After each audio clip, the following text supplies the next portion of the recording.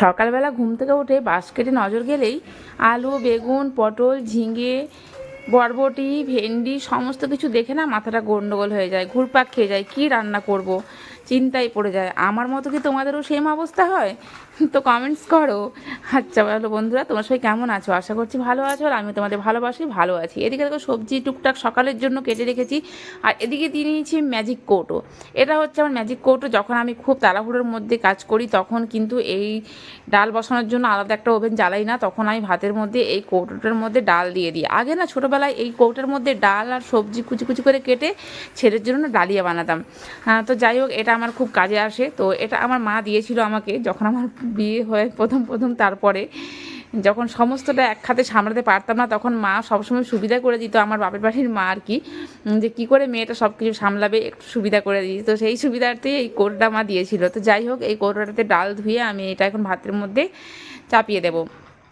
তো সকালে ব্রেকফাস্টে আজকে তো ভাতই হচ্ছে, আর বেশিরভাগ দিন তোমরা দেখেই থাকবে আমার ব্লগে, আমি তো সকালবেলা ভাতটাই বেশি করে থাকি। রুটি পরোটাও লুচি করি, কিন্তু সেরকমটা আর হয় না, ভাতটাই বেশি হয়। যেহেতু স্কুল আছে সেহেতু ভাতটাই করছি। মেয়ের পরীক্ষা শুরু হয়ে গেছে, ওই জন্য আরও ব্যস্ততাটা একটু বেশি। তো দেখো ডালটা চাপিয়ে দিচ্ছি, আর এদিকে দেখো হঠাৎ করে মা বললো চলো মেয়ের স্কুল আছে, তো তাড়াহুড়ো করছো তুমি একা একা, তাহলে দাও সবজিগুলো আমি কেটে দিই, আর তুমি এদিকে ছটপট করে রান্নাটা করে দাও। এইরকমভাবে আমার দিন চলে প্রতিদিন দুজনেই শাশুড়ি বউয়ের। তো যাই হোক, মা কেটে দিল, আমি এদিকে সজনাটা চচ্চড়ি করলাম, শাক ভাজা করলাম, ডাল করলাম, আর ডিম সেদ্ধ করলাম। আপাতত এইটুকুই। তো সকালে ভেবেছিলাম মাছ খাইয়ে মেয়েকে পরীক্ষা দিতে নিয়ে যাবো, কিন্তু হলো না, মাছবালা আজকে আসেনি। আর এদিকে দেখো মেয়েকে নিয়ে আমি বেরিয়ে পড়েছি, স্কুলে ছেড়ে দিয়ে এসেছি।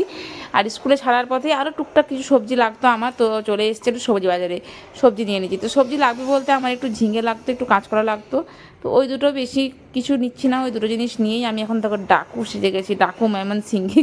তো যাই হোক, এই সেজে গুছিয়ে এই রোদের মধ্যে আমি বাজার টাজার করে এসে একটুখানি রেস্ট নিয়ে ড্রেস চেঞ্জ করে বসে গেছি মাছ কাটতে। পাড়ায় মাছ এসেছিলো, সেই মাছটা মা কিনে রেখেছিলো, তো সেই মাছ কাটতে এখন বসে গেছি। এখন বাজে ঘড়ির কাটে 11টা, মেয়েকে ছেড়ে আস্তে আস্তে 11:15 হয়েছে। এসে তো রোদের মধ্যে হাঁপিয়ে গেছিলাম, একটুখানি বসে নিলাম, বসে রেস্ট নিয়ে তারপরে মাছটা কেটে নিলাম।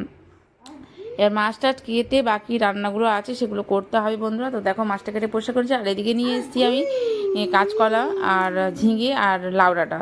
তো আজকে মাছটার এইভাবেই মানে কিছু আজ রিচ রান্না করব না, এত রোদ, তারপর মেয়েরও পরীক্ষা চলছে, সেই জন্য সবার স্বাস্থ্যের খেয়াল রেখে একটু হালকা পাতলা ঝোল বানাবো।